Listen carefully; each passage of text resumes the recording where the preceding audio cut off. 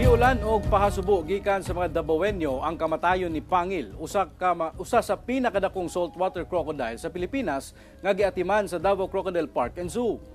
Kinihuman gianunsyo sa zoo ang pagpanaw sa buhaya niadtong Enero 25 tungod sa komplikasyon sa sakit nga cancer nga mikatag na sa lawas niini ug miresulta sa mga organ failure luyo sa mga medical ug surgical intervention. Sa pahayag sa Davao Crocodile Park and Zoo, giila niini si Pangil nga simbolo sa kusog, kamaayo o kaabunda sa biodiversity sa nasod sulod sa pipila ka dekada. Gawas nga nahimo kining usa ka atraksyon sa zoo, giilasab kining usa ka icon nga mihatag og inspirasyon sa mga bisita ingon man sa Davao City aron daygon ang kanindot nga mapreserba ang wildlife.